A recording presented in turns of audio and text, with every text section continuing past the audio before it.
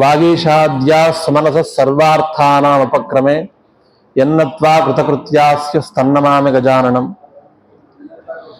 దోర్భిర్యుక్తా చతుర్భిః స్ఫటికమణిమయీ మక్షమాలాం దధానా హస్తే నైకేన పద్మం సితమపి చుసుకం పుస్తకం చాపరేణ భాసాకుందేందు శంఖ స్ఫటికమణినిభా భాసమానా సమానా సామే వాగ్దేవతేయం నివసతు వదనే సర్వదా సుప్రసన్న. యం బ్రహ్మా వరుణేంద్ర రుద్రమరుత స్తున్వంతి దివ్యైస్తవైః వేదైః సాంగపదక్రమోపనిషదైర్గాయంతి యం సామగాః ధ్యానావస్థిత తద్గతేన మనసా పశ్యంతి యం యోగినః యస్యాంతన్న విదుః సురాసురగణా దేవాయ తస్మై నమః. ముక్తా విద్రుమ హేమనీల ధవళఛాయైర్ముఖైస్త్రీక్షణైః యుక్తామిందు నిబద్ధరత్నమకుటాం తత్వార్థవర్ణాత్మికాం గాయత్రీం వరదాభయాం కుశకషా శుభ్రం కపాలంగలాం శంఖం చక్రమథారవిందయుగళం హస్తైర్వహంతీం భజే. గురుర్బ్రహ్మా గురుర్విష్ణుః గురుర్దేవో మహేశ్వరః గురుః సాక్షాత్ పరం బ్రహ్మ తస్మై శ్రీ గురవే నమః.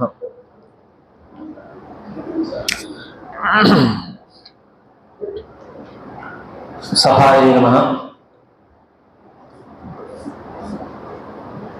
సభలో ఆసీనులైనటువంటి పెద్దలందరికీ కూడా నమోవాకములను అర్పిస్తూ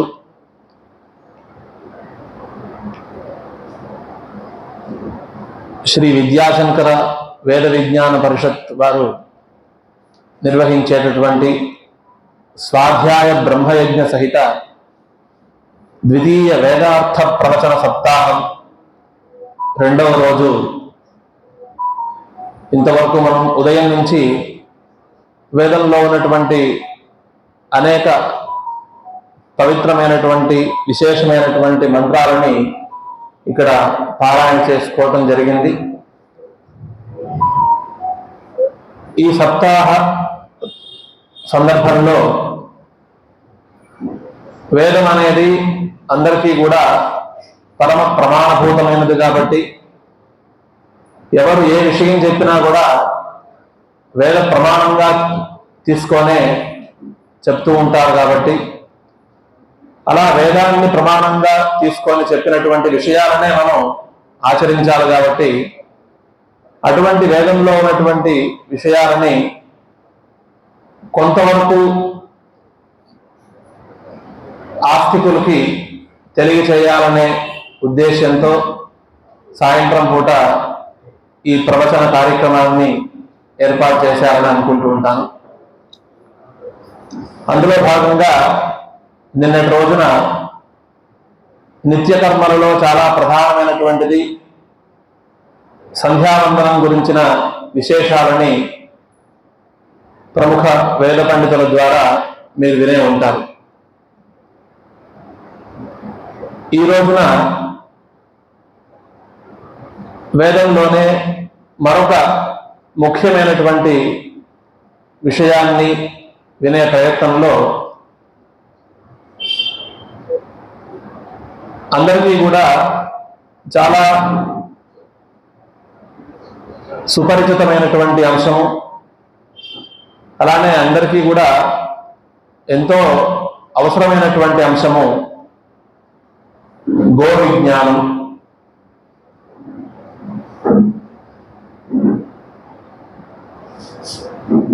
మనం ప్రతినిత్యము భగవత్ సమీపంలో చేసేటటువంటి ప్రార్థనలో రెండు రకాల ప్రార్థనలు చేస్తూ ఉంటాం. అదే మనకు రుద్రాధ్యాయంలో కూడా కనిపిస్తూ ఉంటుంది. షన్నో భవంతు ద్విపదేశం చతుష్పదే అని. అంటే ద్విపాద్ జంతువులకి చతుష్పాద్ జంతువులకి రెండింటికి కూడా శం సుఖము మంగళము ఎల్లప్పుడూ కూడా అదుగాక అని ప్రార్థన. ద్విపాద్ జంతువులు అనగా పక్షులు, మానవులు. అలానే చతుష్పాద్ జంతువులు అంటే గోవులు మొదలైనటువంటి జంతువులు. అలా ఈ ప్రపంచంలో కనిపించేటటువంటి ప్రాణివర్గంలో ఈ రెండు రకాల పశువులకి క్షేమం కలగాలి, తద్వారా ఈ ప్రపంచం శాంతిగా ఉండాలి అనే ప్రార్థన రుద్రాధ్యాయంలో చేస్తూ ఉంటాం. అలానే అనేక స్తోత్రాల్లో కూడా మనం చేస్తూ ఉంటాం.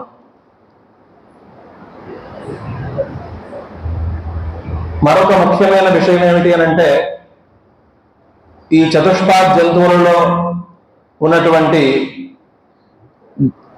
గోవు యొక్క ప్రాముఖ్యత అనేది మనం ఇంతవరకు కొన్ని విషయాలు తెలుసుకొని ఉన్నాం అనేక పురాణాల ద్వారా.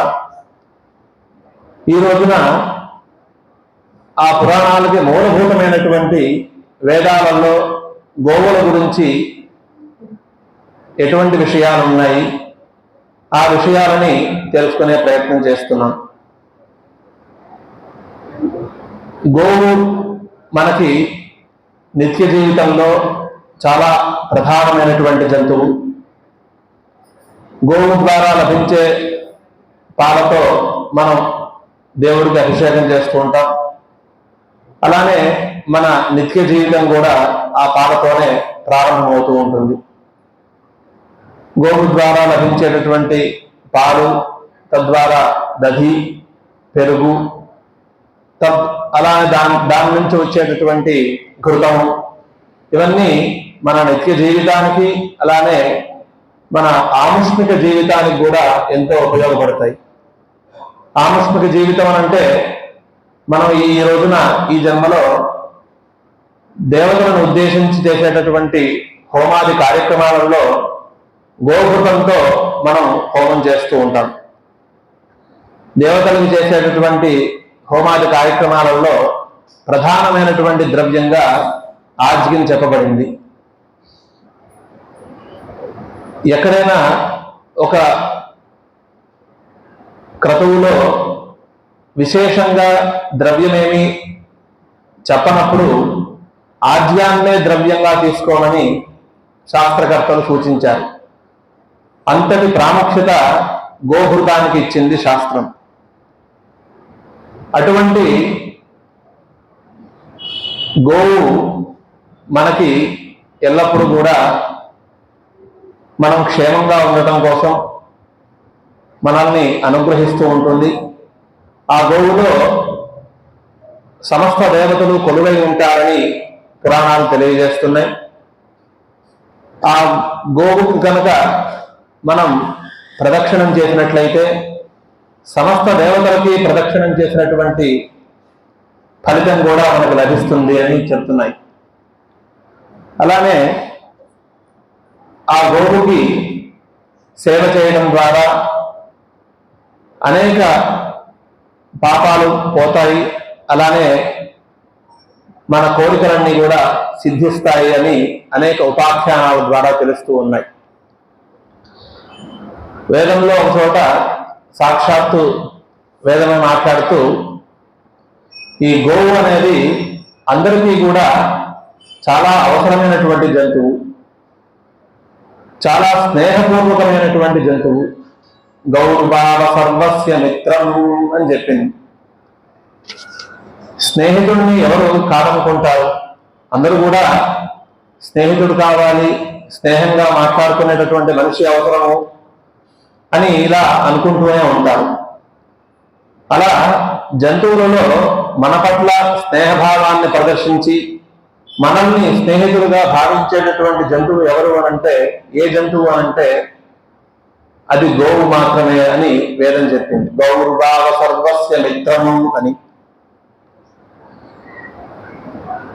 మనం ప్రతినిత్యము చేసేటటువంటి కార్యక్రమాలలో, మనం నిత్యకర్మలైనటువంటి సంధ్యావందనంలో కావచ్చు, లేదా పూజాది కార్యక్రమాల్లో కావచ్చు, ఒక మాట మనం చెప్పుకుంటూ ఉంటాం, చతుస్సాగర పర్యంతం గోబ్రాహ్మణేభ్య శుభం భవతు అని. అంటే 4 సముద్రాల పర్యంతము ఉన్నటువంటి మధ్యలో ఉన్నటువంటి గోవులకి బ్రాహ్మణులకి ఈ ఇద్దరికి కూడా ఎప్పుడు కూడా క్షేమం కలుగుగాక అని మనం చెప్పుకుంటూ ఉంటాం. ఎందుకు వీళ్ళిద్దరికే క్షేమం కలగాలి, మిగతా ఎవరు లేరా ఈ భూమి మీద అని మనం ఆలోచించినప్పుడు అసలు సృష్టి క్రమం గురించి మనం ఆలోచించినట్లయితే భగవద్గీతలో కృష్ణ పరమాత్మ చెప్పినటువంటి వాక్యాలలో సహయజ్ఞ ప్రజా సృష్ట్వా పురోవాచ ప్రజాపతి అనేన ప్రసవిష్యధ్వం ఏషవోస్తిష్టకామహతు అని చెప్పారు. సృష్టి ప్రారంభంలో బ్రహ్మగారు ప్రజలను సృష్టిస్తూ యజ్ఞాలను కూడా సృష్టించాడు. సృష్టించి మీకు కావలసినటువంటి కోరికలు సిద్ధింప చేసుకోవాలి అంటే ఈ యజ్ఞాలను మీరు అనుష్ఠించండి, ఆ యజ్ఞాల ద్వారా మీ కోరికలు మీరు పొందవచ్చు అని చెప్తూ దేవాన్ భావయతానేన తే దేవా భావయంతు పరస్పరం భావయంత శ్రేయస్పరమవాప్స్యథ అని చెప్పాడు. అంటే భూలోకంలో మీరు ఈ యజ్ఞాల ద్వారా ఇచ్చేటటువంటి ఆహుతులన్నీ కూడా స్వర్గలోకంలో ఉండేటటువంటి దేవతలకు చెందుతాయి. తద్వారా దేవతలు సంతోషించి సకాలంలో వర్షాలను కురిపిస్తారు. ఈ విధంగా వాళ్ళకు కావలసినటువంటి ఆహుతులని మీరు భూలోకంలో యజ్ఞాల ద్వారా మీరు వారికి సమర్పిస్తూ ఉండండి. మీకు కావలసినటువంటి అవసరాలన్నీ కూడా వాళ్ళు స్వర్గలోకం నుంచి అనుగ్రహిస్తూ ఉంటారు. ఈ విధంగా పరస్పరము మీరు అలా ఇచ్చిపుచ్చుకోవడం కనుక చేసినట్లయితే సకల శ్రేయస్సులని మీరు పొందుతారు అని చెప్పినట్లుగా భగవద్గీతలో మనం వింటూ ఉంటాం. అదేవిధంగా ఆ యజ్ఞాన్ని అనుష్ఠించాలి అని అంటే ప్రధానంగా మనకు కావలసినటువంటిది గోక్షీరం. అలానే ఆ యజ్ఞాన్ని నిర్వర్తించడానికి బ్రాహ్మణుడు కూడా ఎంతో అవసరం. ఎందుకనంటే మంత్రం లేనిదే యజ్ఞం చేయటం కుదరదు, గోక్షీరం లేనిదే యజ్ఞం చేయటం కూడా కుదరదు. వేదాలలో చెప్పినటువంటి క్రతువులని మనం అనుష్ఠించాలి అని అంటే ప్రధానంగా గోక్షీరం అనేది ఎంతో అవసరం అవుతూ ఉంటుంది. అందులో ఆహితాగ్నులు ప్రతి 15 రోజులకు ఒకసారి పాడ్యమి నాడు చేసేటటువంటి ఇష్టి అని పిలువబడే యాగంలో దేవేంద్రులను ఉద్దేశించి క్షీరాన్ని అంటే పాలని, అలానే దధిని, తద్వారా వచ్చినటువంటి పెరుగుని ఆ దేవేంద్రుడికి హవిస్సుగా సమర్పిస్తారు. ఆ క్షీరం కోసం మనకి గోవు ఎంతో అవసరం. అలానే ఆ ఇష్టి యాగం నిర్వర్తించాలి అని అంటే మంత్రపూర్వకంగా నిర్వర్తించాలి, దానికి బ్రాహ్మడు అనేవాడు ఎంతో అవసరం. ఈ ఇద్దరు ఎప్పుడైతే లభిస్తారో అప్పుడు ఆ యాగం చేయటం సుగమం అవుతుంది. యాగం ఎప్పుడైతే సక్రమంగా జరుగుతుందో సకాలంలో వర్షాలు కురుస్తాయి, దేశం అంతా కూడా సుభిక్షంగా ఉంటుంది, దేశంలో ఉండే ప్రజలందరూ కూడా సంతోషంగా ఉంటూ ఉంటారు. ఆ విధంగా లోకక్షేమానికి దేశక్షేమానికి ఎంతో అవసరమైనటువంటి వారుగా మనకు కనిపిస్తూ ఉంటారు బ్రాహ్మణులు, అలానే గోవులు. అందువలన మనం ప్రతినిత్యము కూడా గోబ్రాహ్మణేభ్య శుభమస్తు నిత్యం అని మనం చెప్తూ ఉంటాం. మనం ఏదైనా కార్యక్రమం చేసినప్పుడు కూడా చివరిలో స్వస్తి ప్రజాభ్య పరిపాలయంతాం న్యాయ్యేన మార్గేణ మహీం మహీషా గోబ్రాహ్మణేభ్య శుభమస్తు నిత్యం లోకాస్తమస్తా సుఖినో భవంతు అని. ఈ విధంగా వీళ్ళని ప్రధానమైనటువంటి వాళ్ళని సంకీర్తన చేసి వాళ్ళకు శుభం కలుగుగాక అని ప్రార్థించడం ద్వారా వాళ్ళని ఆశ్రయించుకొని ఉన్నటువంటి వాళ్ళకు కూడా అర్థాత్ చెప్పకుండానే వాళ్ళకు కూడా క్షేమం అనేది సిద్ధిస్తుంది. కాబట్టి ఈ రకంగా మనం చూసుకున్నట్లయితే గోవు అనేది ఎంతో ప్రధానమైనటువంటి అంశంగా, ప్రధానమైనటువంటి జంతువుగా మనకి కనిపిస్తోంది. అందరికీ అందుబాటులో ఉండేటువంటి విషయంలో మనం ఆలోచించినట్లయితే రఘువంశ మహారాజులలో దిలీప మహారాజు, ఆ దిలీప మహారాజు యొక్క భార్య అయినటువంటి సుదక్షిణాదేవి, వాళ్ళిద్దరికీ కూడా ఎంతో కాలం సంతానం లేకపోవడంతో ఈ సంతానం లేకపోవడానికి కారణం ఏమిటి అని తెలుసుకునే ప్రయత్నంలో వాళ్ళ యొక్క కులగురువు అయినటువంటి వశిష్ఠ మహర్షి యొక్క ఆశ్రమానికి వెళ్ళడం జరుగుతుంది. అక్కడ ఆ వశిష్ఠ మహర్షిని దర్శనం చేసుకొని, చాలా కాలంగా మాకు సంతానం కలగట్లేదు, దీనికి కారణం ఏమిటి అని అడిగినప్పుడు ఆయన దివ్య దృష్టితో చూసి కారణం తెలియజేస్తారు. ఒకప్పుడు ఈ రఘువంశ మహారాజులందరూ కూడా భూలోకంలో రాజ్య పరిపాలన చేస్తున్నప్పటికీ కూడా అవసరమైనప్పుడు స్వర్గలోకానికి వెళ్ళి దేవేంద్రుడికి సహాయం చేసి వస్తూ ఉండేవారట. ఎటువంటి సహాయము అంటే, దేవేంద్రుడు చేసేటటువంటి యుద్ధంలో ఈ రఘువంశ మహారాజులు కూడా సహాయాన్ని అందించి ఆ యుద్ధంలో విజయాన్ని అందించి వస్తూ ఉండేవారట. ఆ విధంగా ఒకానొక సందర్భంలో దేవేంద్రుడికి సహాయం చేయడం కోసం దిలీప మహారాజు స్వర్గలోకానికి వెళ్ళి తిరిగి వస్తూ ఉండగా ఆయన తొందరగా ఇంటికి వచ్చేయాలి అనే ఆలోచనతో ఆ తొందరలో ఆయన బాగా వేగంగా వస్తూ ఉన్న సమయంలో మధ్య మార్గంలో కామధేనువు ఉన్నది. ఆ కామధేనువుని ఆయన గమనించలేదు. ఎప్పుడైనా మనం ఒక చోట నుంచి ఇంకో చోటకు వెళ్ళేటప్పుడు మధ్యలో దేవాలయాలు కానీ, లేదా పుట్టలు కానీ, లేదా గోవులు కానీ ఇలా కనిపించినప్పుడు మనం నమస్కారం చేసుకోవటం కానీ, లేదా ప్రదక్షిణం చేసి వెళ్ళటం కానీ అనేది మనకి పెద్దల ద్వారా వస్తున్నటువంటి ఆచారంగా మనందరికీ తెలుసు. అయితే ఆ దిలీప మహారాజు ఆ కామధేనువు ఉన్నటువంటి సంగతిని విస్మరించి వేగంగా ఇంటికి వెళ్ళాలి అని చెప్పి బయలుదేరి వెళ్ళిపోయాడు. అలా అక్కడ ఉన్నటువంటి కామధేనువుని ప్రదక్షిణం చేయకుండా వెళ్ళటం వల్ల, ప్రదక్షిణం చేసి వెళ్ళాలి అనే విషయాన్ని విస్మరించడం వల్ల ఒకానొక దోషం ఏర్పడింది. ఆ దోషం ద్వారా ఈ రోజున అతని కుటుంబంలో సంతానం కలగలేదు అని వశిష్ఠ మహర్షి సంతానం కలగకపోవడానికి కారణం అనేది తన దివ్య దృష్టి ద్వారా దర్శించి చెప్పాడు. అయితే ఏం చేయాలి అని అంటే, ఆ కామధేనువు యొక్క సంతానరూపమైనటువంటి నందిని ధేనువు ఉన్నది. ఆ నందిని ధేనువును కనుక సేవించినట్లయితే ఆ గోమాత యొక్క అనుగ్రహంతో, కామధేనువు యొక్క అనుగ్రహంతో నీకు మళ్ళీ సంతానం కలుగుతుంది అని ఆయన ఉపాయం చెప్పినట్లుగా మనం అందరం కూడా వినే ఉంటాం. అటువంటి లౌకికమైనటువంటి కోరికలను కూడా సిద్ధింపజేసేటటువంటి శక్తి ఆ గోమాతకు ఉన్నది. అలానే మనం అనేక మంది మహర్షుల చరిత్రలని మనం పరిశీలించుకున్నప్పుడు అనేక రకాల సహాయాలు చేసినట్లుగా మనం వింటూనే ఉన్నాం. ఈరోజు ప్రధానంగా వేదంలో మనం పరిశీలించుకున్నప్పుడు అనేక చోట్ల గోవుల యొక్క ప్రస్తావన కనిపిస్తుంది. ప్రధానంగా గోవులకి మాత్రమే సంబంధించినటువంటి మంత్ర సమూహము ఒకటి కనిపిస్తోంది. దాన్ని గోసూక్తము అని అంటారు.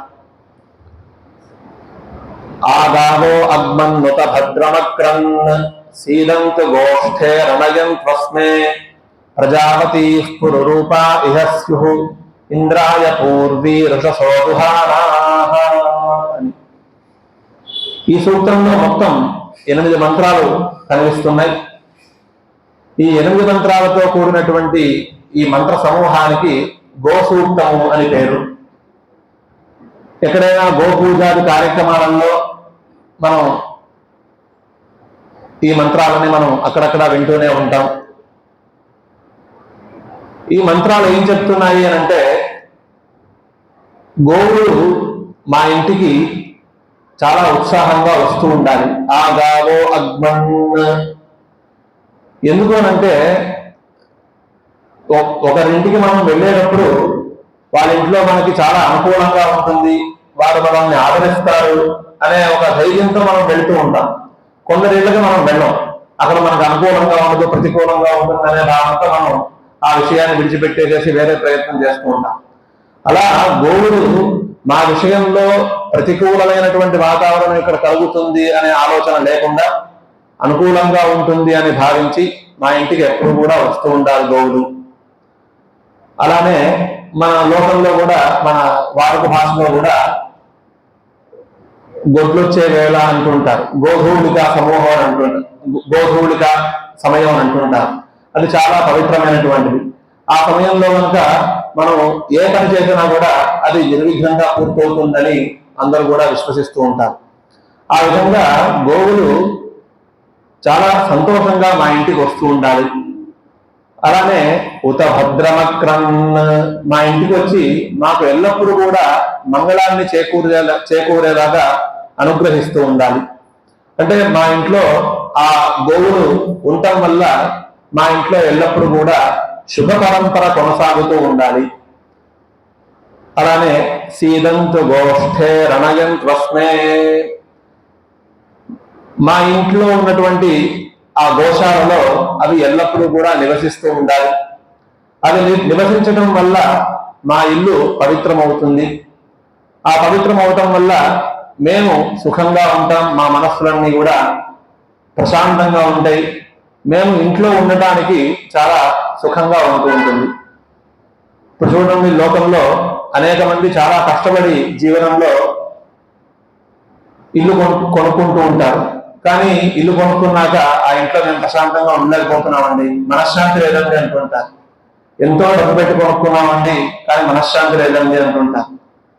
అటువంటి మానసిక ప్రశాంతతని కూడా ఈ గోవులు ఇస్తాయి.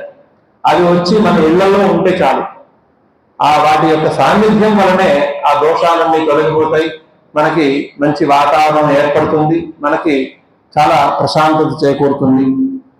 అలానే ప్రజాపతి స్ఫురూప ఇహస్యు అవి కేవలం వచ్చి మా ఇంట్లో ఉండటం మాత్రమే కాదు, వాటి యొక్క సంతానం కూడా పెరుగుతూ ఉండాలి. మొట్టమొదట వచ్చినటువంటి గోవు కొంతకాలానికి ఆ గో సంతతి పెరుగుతూ ఉండాలి. ప్రారంభంలో ఒక గోవు ఉన్న కాస్త కొంతకాలానికి 5 గోవులు, 10 గోవులు, 15 గోవులు అట్లా పెరుగుతూ ఉండాలి. అలానే పురూప ఇహస్యు అనేక రకాల రూపాలను ధరించి మా ఇళ్లలో ఉంటూ ఉండాలి అనే ప్రార్థన. ఇంకా ఏంటి అంటే ఇంద్రాయ పూర్వీ రససోదుహానాః అవి ఇచ్చేటటువంటి పాలు మేము సద్వినియోగం చేసుకుంటూ ఉండాలి. కేవలం మా కోసం మాత్రమే కాకుండా దేవతల కోసం అవి ఎల్లప్పుడూ కూడా క్షీరాలను ఇస్తూ ఉండాలి. ఇంద్రాయ పూర్వీ రససోదుహానాః ఇందాక చెప్పినట్టుగానే దేవేంద్రుడి కోసం క్షీరాన్ని అందిస్తూ ఉండాలి. పాలు లేవు అనే మాట లేకుండా దేవతా కార్యక్రమాలకి ఎన్ని అవసరమో అన్ని పాలను ఇస్తూ ఉండాలి, బహుక్షీరంగా ఇస్తూ ఉండాలి అనే ప్రార్థన. అలానే రెండవ మంత్రం ఇంద్రో యజ్వనే ప్రణతే చ శిక్షతి ఉపేద్దదాతి నస్వం ముషాయతి భూయో భూయో రయునిదస్య వర్ధయన్ అధిన్నే ఖిల్లే నిదధాతి దేవయుం అని. ఇందాక గోవులను ప్రార్థన చేశాడు, దేవేంద్రుడి కోసం ఎల్లప్పుడూ కూడా మా ఇంట్లో ఆ క్షీరాలను ఇస్తూ ఉండాలి అని. ఆ విధంగా గోవుల ద్వారా లభించినటువంటి ఆ క్షీరాలని దేవేంద్రుడి కోసం సమర్పించగా దేవేంద్రుడి యొక్క అనుగ్రహం ఏ విధంగా లభిస్తుంది అనేది ఈ మంత్రంలో వేదం తెలియజేస్తోంది. ఇంద్రో యజ్వనే ప్రణతే చ శిక్షతి ఎవరైతే దేవతలను ఉద్దేశించి యాగం చేస్తూ ఉన్నాడో, అలానే దేవతల కోసమని హవిస్సులను తయారు చేసి సమర్పిస్తూ ఉన్నాడో అటువంటి వాళ్ళ కోసం దేవేంద్రుడు ఆ యాగానికి తగినటువంటి ఫలాన్ని అందిస్తాడట. అలానే ఉపేద్దదాతి మళ్ళీ మళ్ళీ ఆ ఫలాన్ని ఇస్తూ ఉంటాడు. అంతేకాక మరొక విషయం ఏమిటి అంటే నస్వం ముషాయతి అంటే ఆ యజమాని దగ్గర ఉన్నటువంటి ఆ ధనాన్ని కానీ దేన్ని కూడా ఆశించడు, దేన్ని కూడా దొంగిలించడు.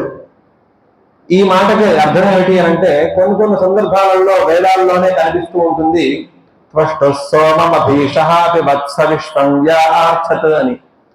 అంటే ఒకానొక సందర్భంలో దేవేంద్రుడికి సోమరసం అనేది లభించలేదు. కానీ మామూలుగా దేవేంద్రుడు త్రిలోకాధీశ్వరుడు, ఆయన కోసం అందరూ కూడా హవిస్సులను ఇస్తూ ఉండాలి.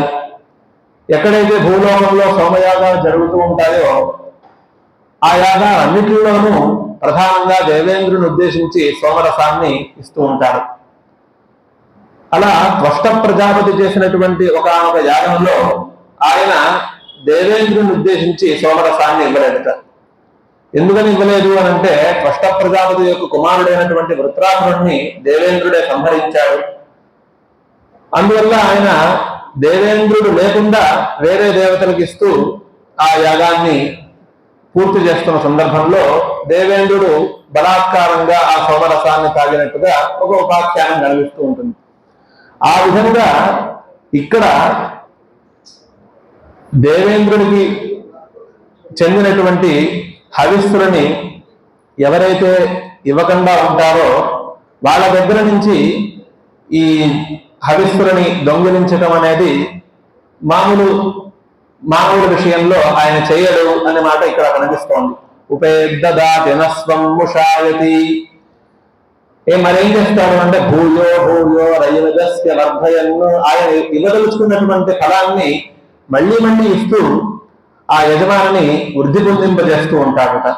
నువ్వు ఇంకా ఈ యజ్ఞానుష్ఠానం చెయ్యి, ఈ యజ్ఞానుష్ఠానం చేయడానికి కావలసినటువంటి సామర్థ్యాలన్నీ కూడా నేను ఇస్తాను, దానికి కావలసినటువంటి ధనం అంతా కూడా నేను ఇస్తాను అన్నట్టుగా ఆయన ఎల్లప్పుడూ కూడా అనుగ్రహిస్తూ ఉంటాడట. అలానే అభిన్నే ఖిల్లే నిదధాతి దేవయం, ఆయన ఈ యజ్ఞానుష్ఠానం చేసినటువంటి యజమానిని చూసి సంతోషించి ఆ దేవేంద్ర లోకంలోనే అభేదం అంటే తనకి భేదం కానటువంటి స్థానంలోనే ఉంచుకొని అటువంటి స్థానాన్ని ఈ యజమానికి కల్పిస్తాడట. అటువంటి ఫలాన్ని ఆ దేవేంద్రుడు యాగం చేసేటటువంటి యజమానికి అనుగ్రహిస్తూ ఉంటాడని మనకి ఈ మంత్రం తెలియజేస్తోంది. అలానే నతానశంత్య నదధాతి తస్కరః నైనా అమిత్రో వ్యథిరాదధర్షతి దేవాదశ్చయాభిర్యదతే దదాతి చ జ్యోగిత్తాభిస్సచతే గోపతిః సహ అని ఈ గోసూక్తంలో 3వ మంత్రం. మామూలుగా లోకంలో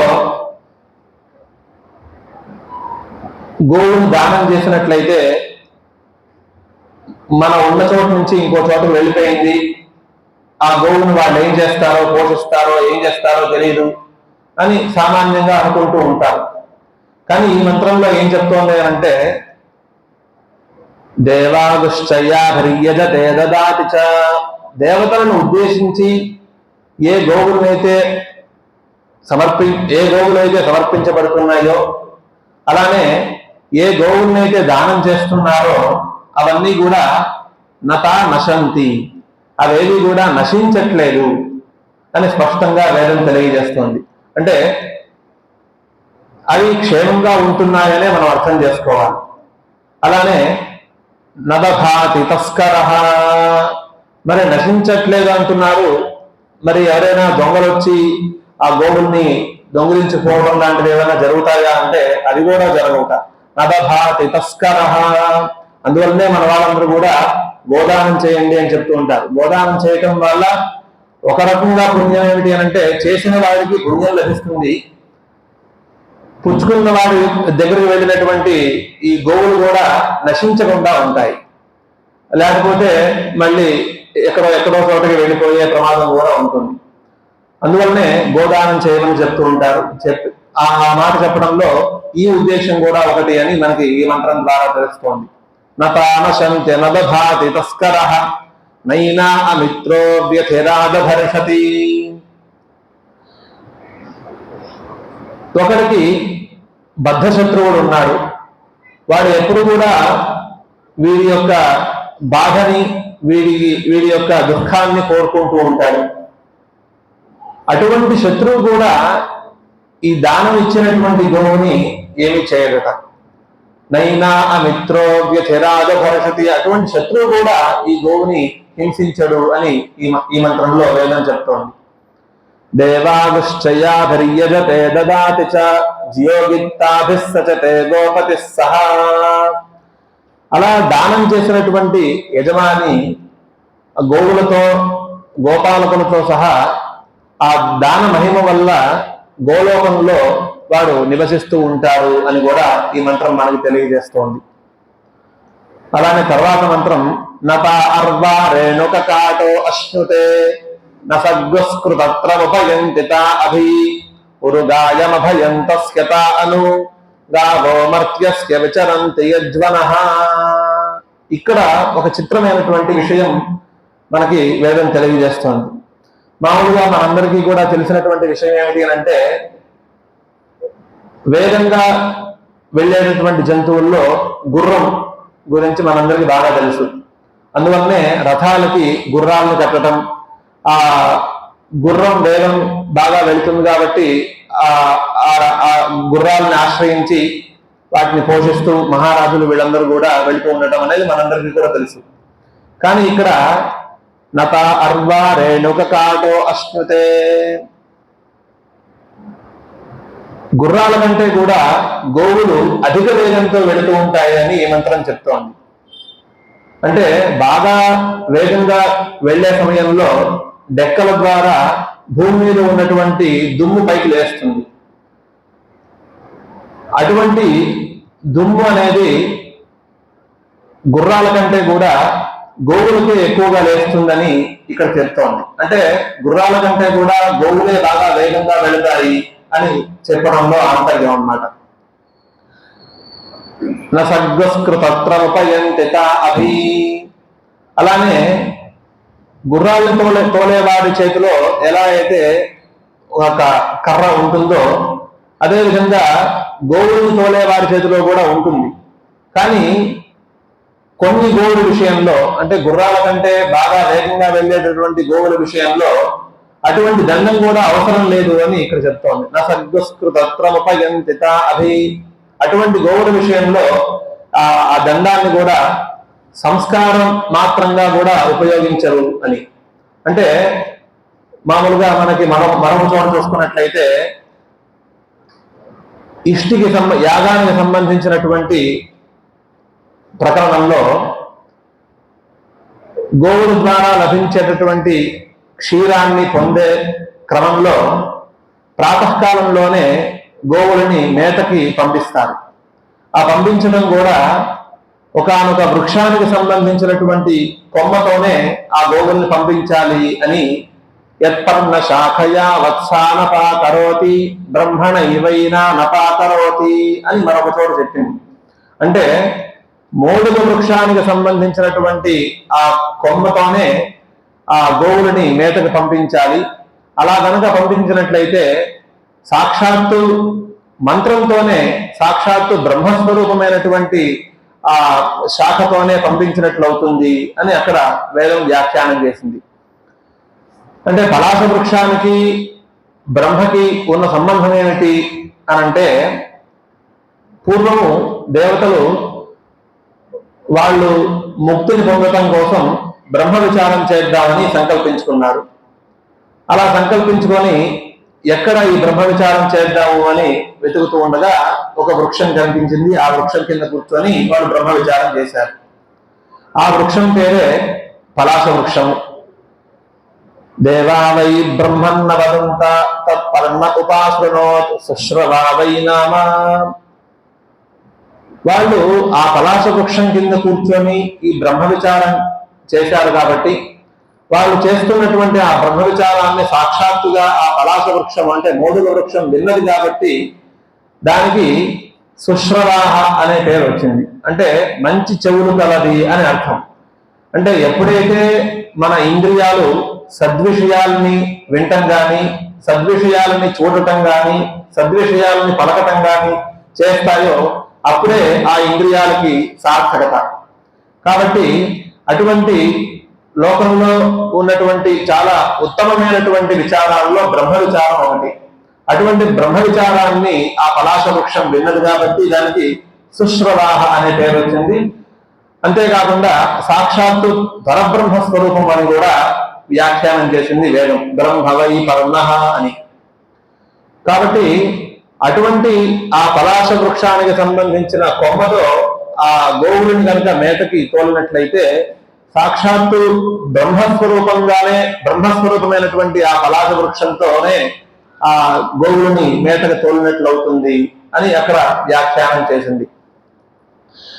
ఆ విధంగా గోవులని మేతకు పంపించేటప్పుడు కూడా దండం పుచ్చుకొని అలా పంపించడం అనేది లోకంలో మనం చూస్తూ ఉంటాం. ఆ విధంగా ప్రపంచంలో గుర్రాల కంటే కూడా వేగంగా పరిగెత్తేటటువంటి గోవుల విషయంలో అటువంటి దండధారణ కూడా అవసరం లేదు అని ఇక్కడ మనకు తెలియజేస్తోంది. నసగ్స్కృతత్రనుపయంతిత అభి ఉరుగాయమభయంతస్యత అను గావోమర్త్యస్య విచరంతి యజ్వనః. అటువంటి గోవులు ఎవరైతే గోవులని చాలా స్నేహభావంతో చాలా ప్రేమపూర్వకమైనటువంటి ఆప్యాయతతో చూసుకుంటూ ఉంటారో వాళ్ళ ఇంట్లో అవి చాలా స్వేచ్ఛగా సంచరిస్తూ ఉంటాయి, స్వేచ్ఛాగమనంతో నిర్భయంగా అవి సంచరిస్తూ ఉంటాయి అని ఈ మంత్రం మనకి తెలియజేస్తుంది. ఆ తర్వాత మరొక మంత్రము గావో భగో గావ ఇంద్రో మే అచ్ఛాత్ గావః సోమస్య ప్రథమస్య భక్షః ఇమాయా గావః సజనాఫ ఇంద్రః ఇచ్ఛామి ధృతా మనసా చిదింద్రం. ఇందాక పలాశ వృక్షం విషయంలో మనం మంచి విషయాన్ని విన్నది కాబట్టి సుశ్రవాహ అనే పేరు వచ్చింది అని అనుకున్నాం. అలానే ఉపనయన సంస్కారంలో కూడా ఆ పలాశ వృక్షానికి సంబంధించిన దండాన్ని పిల్లవాడి చేత పఠిస్తూ మంత్రం చెప్పిస్తారు.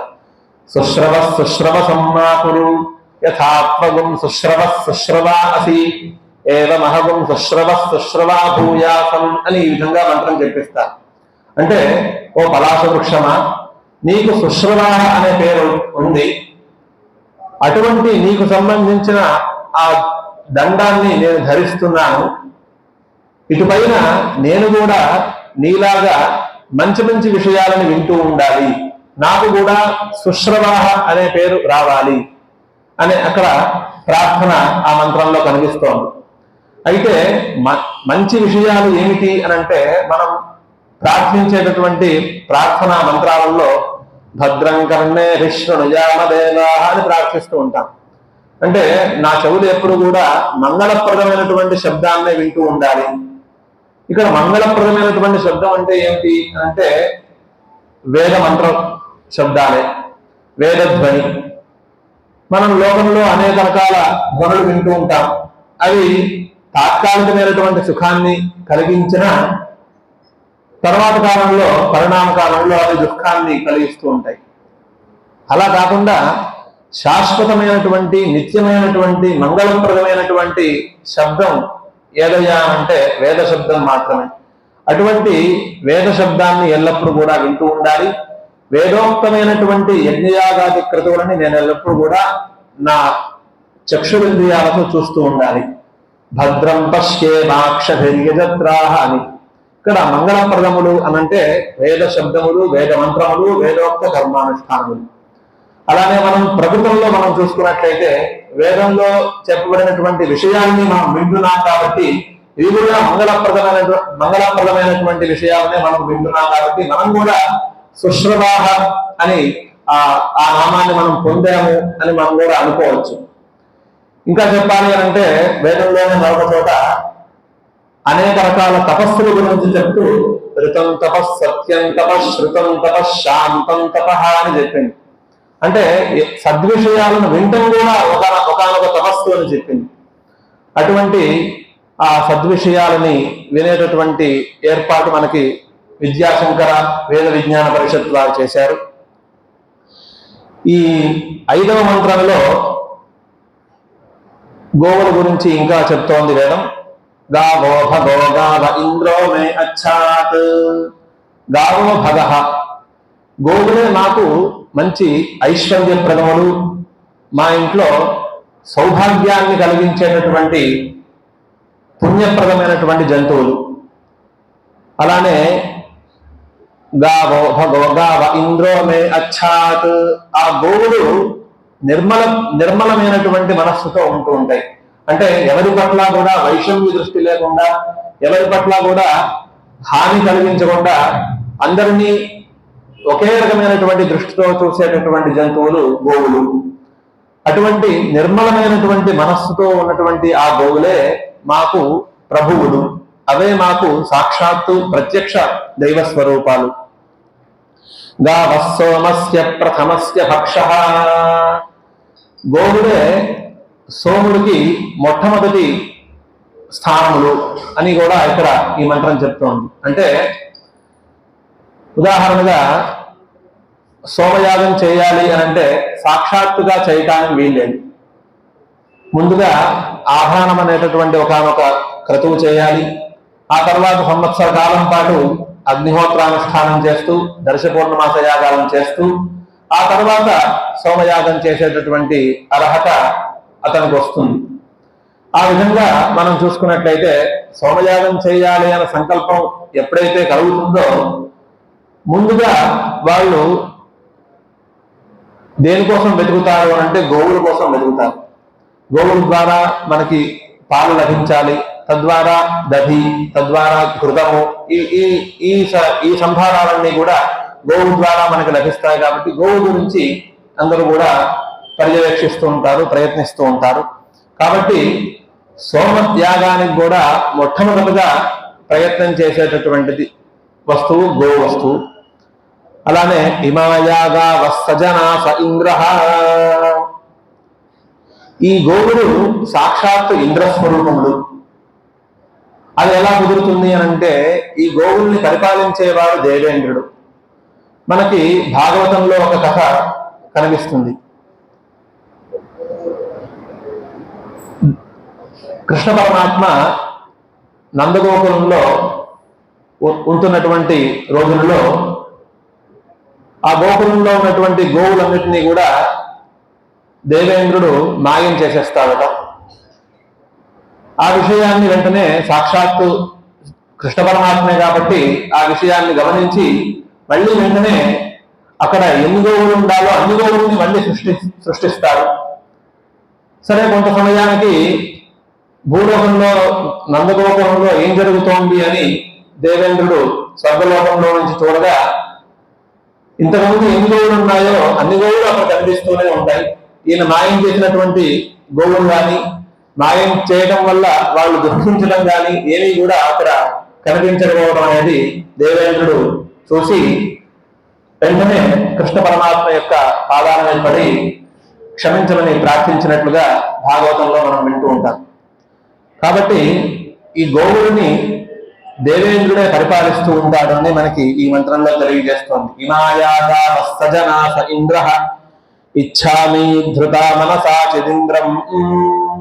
అవి నిర్మలమైనటువంటి మనస్సుతో ఎల్లప్పుడూ కూడా ఉంటుంటాయి. కాబట్టి అవి ఎవరింట్లో అయితే ఉంటాయో వాళ్ళ యొక్క మనస్సులు కూడా నిర్మలంగా స్వచ్ఛంగా ఉంటాయి అనడంలో ఎటువంటి సందేహం లేదు. తర్వాత యూయంగా వో మేద యథా కృషంచిత్ అశ్లీలంచిత్ కృణుథా సుప్రతీకం భద్రం గృహం కృణుథ భద్రవాచః బృహద్వో వయ ఉచ్యతే సభాసు. గోక్షీరములు శరీర పుష్టిని కలగజేస్తాయి. ఎవరైతే లోకంలో చాలా అనారోగ్యంతో శరీరం కృషించిపోయి ఉన్నటువంటి వాళ్ళు ఎవరైతే ఉంటారో వాళ్ళకి ఈ గోక్షీరాన్ని కనుక అందించినట్లయితే వాళ్ళు మళ్ళీ ఆరోగ్యవంతులుగా మళ్ళీ పుష్టిమంతులుగా తయారవుతూ ఉంటారు అనేది మనకు తెలుసు. ఆ విషయాన్ని వేదం స్పష్టంగా తెలియజేస్తూ యూయంగా వో మేద యథా కృషంచిత్, ఎవరైతే కృషించిపోయి ఉంటారో వాళ్ళకి మీరు మీ పాలన అందించి వాళ్ళని మళ్ళీ ఆరోగ్యవంతులుగా చేసి మళ్ళీ ఆ శరీర పుష్టివంతులుగా చేయవలసిందిగా ప్రార్థిస్తున్నాడు. అలానే అశ్లీలంచిత్ కృణుథా సుప్రతీకం, ఎవరైతే లోకంలో కురూపుడుగా ఉంటారో, అందవిహీనంగా ఉంటారో, వికారంగా ఉంటూ ఉంటారో, వాళ్ళు కూడా ఈ గోక్షీరాన్ని తీసుకోవడం ద్వారా మళ్ళీ మంచి ముఖవర్చస్సుతో, మంచి అందమైనటువంటి శరీర కాంతితో, శరీర ఛాయతో వాళ్ళు బాగా ప్రకాశిస్తూ ఉంటారు అని కూడా ఇక్కడ తెలియజేస్తోంది. భద్రం గృహం కృణుథ భద్రవాచ, అలానే మీరు మా ఇంట్లో ఎల్లప్పుడూ కూడా ఉంటూ హంభారావాలతో మా ఇళ్ళని పాలనం చేస్తూ ఉండాలి. వాటి యొక్క ఆ హంభారావాలు శబ్దాలు ఏదైతే ఉన్నాయో అవన్నీ కూడా చాలా మంగళప్రదమైనటువంటి శబ్దములు అవన్నీ. ఆ శబ్దాలని మా ఇళ్లలో మీరు వినిపిస్తూ ఉండటం వల్ల మాకు ఎల్లప్పుడూ కూడా శుభాలు కలుగుతూ ఉంటాయి, అశుభాలు దూరం అయిపోతూ ఉంటాయి. బృహద్వయ ఉచ్యతే సభాసు, ఈ విధంగా అనేక రకాల యజ్ఞశాలల్లోనూ అలానే సభల్లోనూ గోవులకు సంబంధించినటువంటి ఈ విషయాలని ప్రస్తావన చేస్తూ గోవులకు సంబంధించినటువంటి ప్రాశస్త్యాన్ని కూడా అందరూ కూడా మాట్లాడుకుంటూ ఉంటారు. ప్రజావతి సూయవసగం రిషంతి శుద్ధ అపస్సు ప్రపాణే పిబంతి మావస్తేన ఈషతమాఘశగుం సహ పరివోహేతి రుద్రస్య వృంజ్యాత్. అవి బహు సంతానాన్ని అనుగ్రహించేటటువంటి జంతువులు గోవులు. అంతేకాకుండా ఎక్కువ సంతానాన్ని కూడా అందించేటటువంటి జంతువులు గోవులు. సూయవసం రిషంతి, అవి తినేటటువంటి ఈ గడ్డి మొదలైనటువంటి పదార్థాలన్నీ కూడా మంచి రసవత్తరంగా ఉండాలి. అటువంటి రసవత్తరమైనటువంటి ఆ తృణాదులని భక్షిస్తూ మాకు ఎల్లప్పుడూ కూడా మంచి పుష్టిప్రదమైనటువంటి రసయుక్తమైనటువంటి క్షీరాన్ని ఇస్తూ ఉండాలి అని ప్రార్థన. రఘువంశ మహాకావ్యంలో మహాకవి కాళిదాసు దిలీపుడు చేసినటువంటి సేవను వర్ణిస్తూ ఆస్వాదవద్భిః కవలైస్తృణానాం కండూయనైర్దంశ నివారణైశ్చ అవ్యాహతైస్వైరగతైశ్చ తస్యాః సమ్రాట్ సమారాధన తత్పరోభూత్ అని అంటారు. ఆయన దిలీపుడు సమ్రాట్ చక్రవర్తి, ఆయన గోసేవలో నిరతుడైపోయినాడు. ఎలా గోసేవ చేస్తున్నాడు అని అంటే ఆస్వాదవద్భిః కవలైస్తృణానాం, గోవులకి ఆకలి వేసినప్పుడు గడ్డి పెడుతున్నాడట. ఆ గడ్డి ఎటువంటిది అంటే చాలా రుచికరమైనటువంటిది. చాలా వాటికి అలా నోట్లో పెట్టగానే అలా లోపలికి వెళ్ళిపోయేట్టుగా ఉండేటటువంటి గడ్డిని ఆయన వెతికి మరీ తీసుకువచ్చి ఆ గోవులకి పెడుతున్నాడట. కండూయనైర్దంశ నివారణైశ్చ, అలానే వాటి శరీరం మీద ఎక్కడైనా దురద పుట్టినప్పుడు చేత్తో గోపటం, అలానే వాటి మీదకి ఈగలు గాని దోమలు గాని వాడినప్పుడు వాటిని తోలటం, ఈ విధంగా సేవ చేస్తున్నాడట. అవ్యాహతై స్వైరగతైశ్చ తస్యాః, అవి స్వేచ్ఛగా సంచరించాలి అని వెళ్ళినప్పుడు ఏదైనా మధ్యలో అడ్డొస్తే దిలీప మహారాజు ముందుగా వెళ్ళి వాటిని తొలగించి ఈ గోవులకి స్వేచ్ఛగా సంచరించడానికి వీలుగా ఉండేలాగా చేస్తున్నాడట. ఈ విధంగా ఆ గోసేవలో తత్పరుడై ఉన్నాడు అని మహాకవి కాళిదాసు చెప్పాడు. ఆ విధంగా సూర్యవసవం రిషంతి, మంచి స్వాదిముక్తమైనటువంటి చాలా మంచి మధురంగా ఉండేటటువంటి ఆ తృణాలను భక్షిస్తూ అవి సుఖంగా ఉండుగాక. అలానే శుద్ధ అపస్సు ప్రపాణే పిబంతి, అవి మధ్యలో నీళ్లు తాగుతూ ఉంటాయి. ఆ నీళ్లు కూడా మంచి రసంతో కూడినటువంటి నీళ్లను తాగుతూ ఉండాలి. అంతేకాకుండా ఏవి కనిపిస్తే అవి తాగకుండా వాటికి లభించేటటువంటి ఉదకాలన్నీ కూడా మంచి రసంతో ఉన్నటువంటి ఉదకాలు లభిస్తూ ఉండాలి. అటువంటి ఉదకాలను తాగుతూ ఉండాలి అని. మావస్తేన ఈషతమాఘశగుం సహా, స్వేచ్ఛగా సంచరిస్తూ మేత మేస్తున్న సమయంలో దొంగలు వచ్చి ఆ గోవులను ఎవరు కూడా దొంగిలించకుండా ఉండాలి. అలానే మాఘశగుంస, ఈ గోవులకి ఎవరు కూడా హింసని కలగజేయకుండా ఉండాలి. అలానే రుద్రుడికి సంబంధించినటువంటి ఆయుధము ఈ గోవుడికి తగలకుండా ఉండాలి. రుద్రుడు అంటే ప్రళయకర్త, ఆయన సంహారకర్త. ఆయన నాశనం చేసేటటువంటి క్రమంలో అనేక రకాల సాధనాలని ప్రయోగిస్తూ ఉండటం, అటువంటి ప్రయోగాలలో ఆయన యొక్క ఆయుధము ఈ గోవులకి తగలకుండా ఉండుగాక అని ప్రార్థన.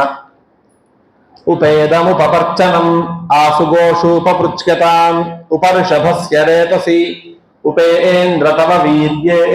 ఈ విధంగా గోవులు మేతకు వెళ్ళిన తర్వాత, ఉదయం వెళ్ళినటువంటి గోవులు సాయంత్రం మళ్ళీ తిరిగి రావాలి, తిరిగి క్షేమంగా రావాలి, ఎటువంటి అనారోగ్యం లేకుండా, ఈ మధ్యలో ఏ దొంగలు కూడా దొంగిలించకపోకుండా, ఎటువంటి హాని కలగకుండా ఆ గోవులు మళ్ళీ మా ఇంటికి తిరిగి రావాలి అనే ప్రార్థన ఇక్కడ కనిపిస్తోంది.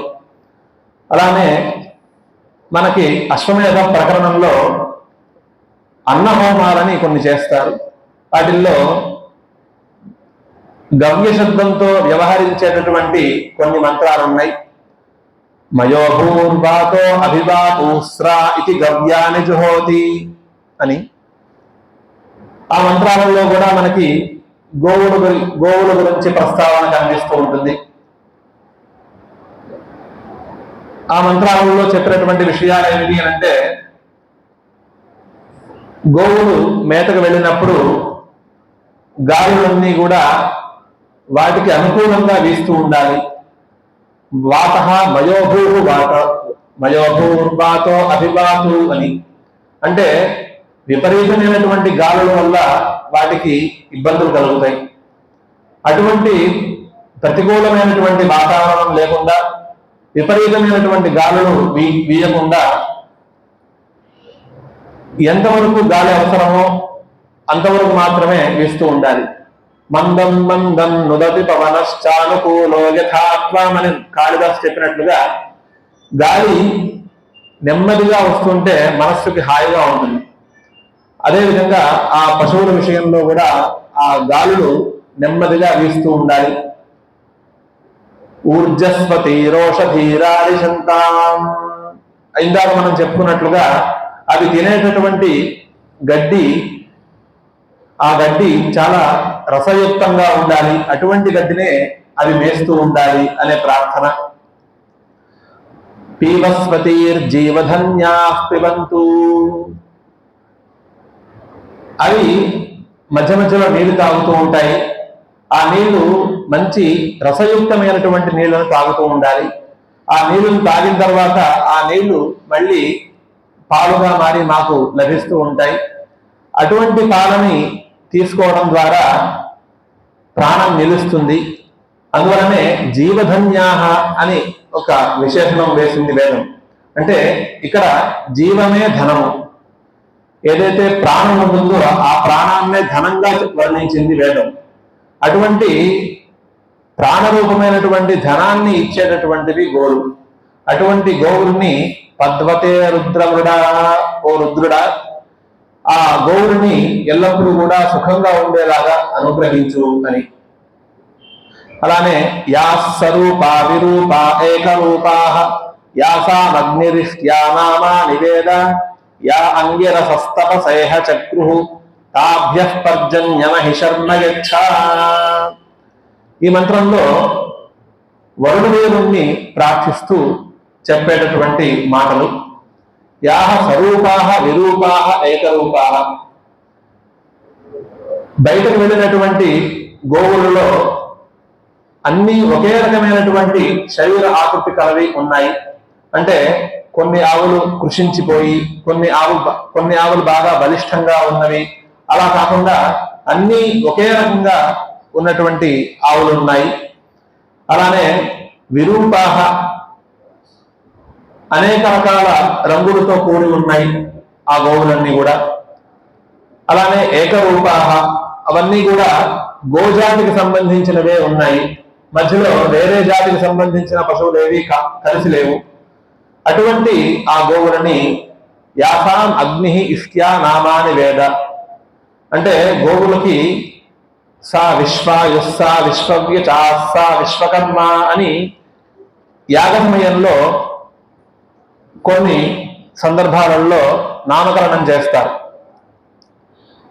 అంటే అవి బాగా ఎక్కువగా పాలిచ్చేటటువంటివి, అలానే ఎక్కువ సంతానాన్ని అనుగ్రహించేటటువంటివి, అలానే ఎవరిని కూడా హింసించేటటువంటి స్వభావం లేనటువంటివి. ఈ విధంగా మనకి వేదాలలో ఆ గోవులకు సంబంధించినటువంటి పేర్లన్నీ కూడా కనిపిస్తూ ఉంటాయి.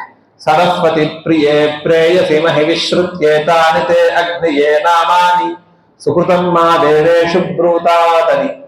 ఈ విధంగా ఆ పేర్లతో ఆ గోవులను సంబోధించి, ఓ గోవులారా, భూలోకంలో చేసేటటువంటి ఈ యజమాని యొక్క ఈ సుకృత కర్మ అంటే వేదోక్త కర్మని మీరు స్వర్గలోకంలో వెళ్ళి అందరికీ కూడా ఈ యజమాని గురించి చెప్పండి. ఈ యజమాని బాగా కర్మానుష్ఠానం చేశాడు అని ఈ విధంగా యజమాని గురించి కీర్తించండి అని ఆ మంత్రాలలో కనిపిస్తూ ఉంటుంది. ఆ విధంగా ఆ గోవులకు సంబంధించినటువంటి ఆ నామధేయాలన్నీ కూడా యజ్ఞం చేసే సమయంలో అవన్నీ కూడా ఉచ్చరిస్తూ ఉంటారు. అటువంటి నామాలన్నీ కూడా యాసాం అగ్నిరిష్ట్యా నామా నివేద యా అంగిరసస్తపసేహ చక్రు. అలానే అంగిరో నామక మహర్షులు ఈ గోవులని వాళ్ళ యొక్క తపశ్శక్తితో శోధించారట. అంటే పవిత్రంగా చేశారు. అంటే పవిత్రంగా చేయడం ఏమిటి? గోవులే పవిత్రమైన స్వరూపాలు కదా అని అంటే, కొన్ని సందర్భాలలో కొన్ని అవాంతరాలు వచ్చినప్పుడు వాటికి ఆ వాళ్ళ యొక్క తపశ్శక్తితో అవాంతరాలను తొలగించి వాటికి సుఖాన్ని కలుగజేశారు అని మనం ఇక్కడ చెప్పుకోవాలి. అటువంటి గోవులని వరుణదేవుడు ఎల్లప్పుడూ కూడా సుఖాన్ని కలుగజేయుగాక అని మనకి ఆ మంత్రంలో కనిపిస్తోంది. అలానే మరొక చోట కూడా ఆధారానికి సంబంధించినటువంటి ప్రకరణంలో ఒకానొక దేవత గోరూపాన్ని ధరించి మనువు గారి దగ్గర వెళ్ళింది. ఇడా వైమా నవీ యజ్ఞాను కాశిన్యాసీత్ శాశ్రుణోతని. అంటే ఆహితాంతులు చేసేటటువంటి వేదోక్త కర్మలలో మనం చూసినట్లయితే త్రైతాగ్నులు కనిపిస్తాయి. ఆహవనీయాగ్ని, గార్హవత్యాగ్ని, దక్షిణాగ్ని అని. అంటే తూర్పు వైపున ఉండేటటువంటి దాన్ని ఆహవనీయాగ్ని అని అంటారు. పశ్చిమ దిక్కున ఉండేటటువంటి దాన్ని గార్హవత్యాగ్ని అంటారు. దక్షిణ పక్కన ఉండేదాన్ని దక్షిణాగ్ని అని అంటారు. అలానే అన్వాహార్య వచనము అనే పేరుతో కూడా వ్యవహరిస్తూ ఉంటారు. ఇడా అనే పేరు కూడా ఒకానొక దేవత గోరూపాన్ని ధరించిందిట. ఆవిడ రాక్షసులు ఆధానం చేస్తున్నారు అనే వార్తను విని వాళ్ళు ఎలా చేస్తున్నారు అని చూద్దామని వెళ్ళిందిట. వాళ్ళు ముందుగా ఆ తూర్పు దిక్కున ఉన్నటువంటి ఆహవనీయాగ్ని ఆధానం చేసి, ఆ తర్వాత గార్హవత్యాగ్ని పశ్చిమ దిక్కున, ఆ తర్వాత దక్షిణ దిక్కున, ఈ విధంగా ఈ క్రమంలో వాళ్ళు ఆధానం చేశారట. అలా వాళ్ళు ఆధానం చేసిన తర్వాత ఎంతైనా వేదోక్త కర్మ కాబట్టి ఆ కర్మ తాలూకు పుణ్యం అనేది వస్తుంది కాబట్టి ఆ పుణ్యం తాలూకు సుఖము కొంతవరకు అనుభవించి ఆ తర్వాత వాళ్ళ దగ్గర ఉన్నటువంటి ఐశ్వర్యం అంతా కూడా నశించిపోయిందిట. నశించిపోవడం అంటే ప్రతీచ్కే సాధుశ్రీరగాత్ అంటే పశ్చిమ దిక్కుకు వెళ్ళిపోయింది అని చెప్తారు. అంటే మనకు ఉన్నటువంటి 4 దిక్కులలో ప్రాచీనం, ఉదీచీనం, మేధ్యం, ప్రతీచీనం, దక్షిణ, మేధ్యం అని చెప్తారు. అంటే తూర్పు, ఉత్తరము ఈ 2 దిక్కులు కూడా మేధ్యములు అంటే యాగయోగ్యములు అని అర్థం. అంటే దేవతలకి సంబంధించినటువంటి క్రతువులు చేయడానికి యోగ్యములు అని అర్థం. ఇక మిగిలినవి దక్షిణ దిక్కు, పశ్చిమ దిక్కు ఈ 2 కూడా అమేధ్యములు, అవి అంతగా యోగ్యములు కావు. కాబట్టి వాళ్ళ యొక్క రాక్షసుల యొక్క ఐశ్వర్యం అంతా కూడా పశ్చిమ దిక్కుకు వెళ్ళిపోయింది. దాంతో వాళ్ళు కొంతకాలం మాత్రమే వాళ్ళు శ్రేయస్సును పొందగలిగారు, ఆ తర్వాత వాళ్ళు పొందలేకపోయారు అని చెప్పింది.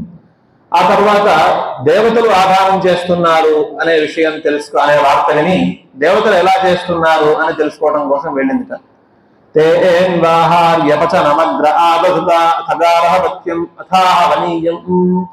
దేవతల ముందుగా దక్షిణం వైపు ఉన్నటువంటి దక్షిణాగ్నిని వాళ్ళు ఆధానం చేశారట. ఆ తర్వాత పశ్చిమ దిక్కున ఉన్నటువంటి గార్హపత్యాగ్ని, ఆ తర్వాత తూర్పు దిక్కున ఉన్నటువంటి ఆహవనీయాగ్ని ఆధారం చేశారు.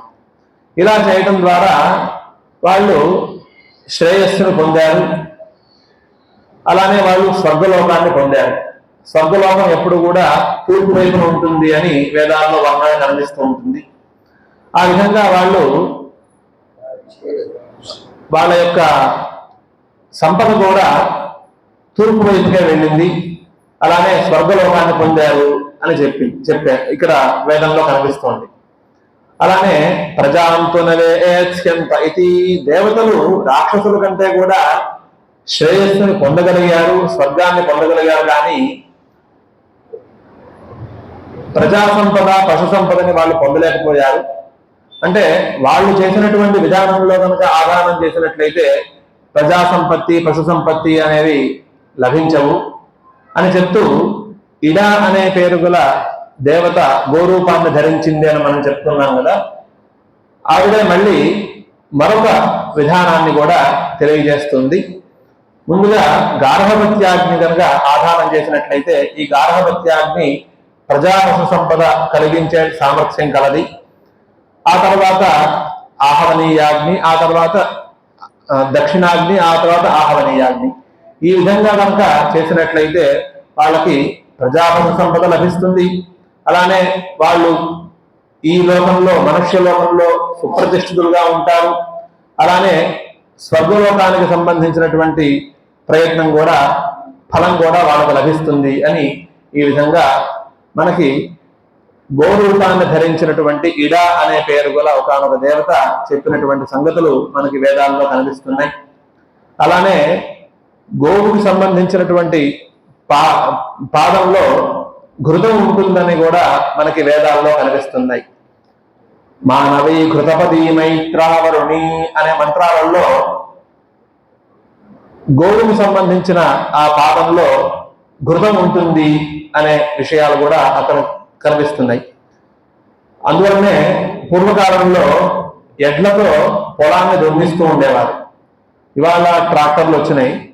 అలా కనుక ఎద్దులతో కనుక దున్నించడం వల్ల ఆ పాదాల్లో, డెక్కల్లో ఉన్నటువంటి ఆ సారము ఆ భూమిలోకి వెళ్ళి ఆ భూమి అంతా కూడా సారవంతమయ్యి ఆ భూమిలో మనం నాటినటువంటి విత్తనాలన్నీ కూడా బాగా మొలకలెత్తి అవి ఇచ్చేటటువంటి ధాన్యం కూడా మంచి సారవంతమైనటువంటి ధాన్యాలుగా మనకి అందిస్తూ ఉండటం అనేది మనందరికీ కూడా తెలుసు. అటువంటి చాలా అమూల్యమైనటువంటి, చాలా ఆశ్చర్యమైనటువంటి విషయాలన్నీ కూడా మనకి వేదం తెలియజేస్తోంది. అటువంటి విశేషాలని తెలియజేసేటటువంటి అవకాశం లభించినందుకు విద్యాశంకర వేద విజ్ఞాన పరిషత్తు వారికి, అలానే శ్రోతలందరికీ కూడా నా కృతజ్ఞతాపూర్వక ధన్యవాదాలను తెలియజేసుకుంటూ ఇంతటితో ఈ వేదంలో ఉన్నటువంటి గో విజ్ఞాన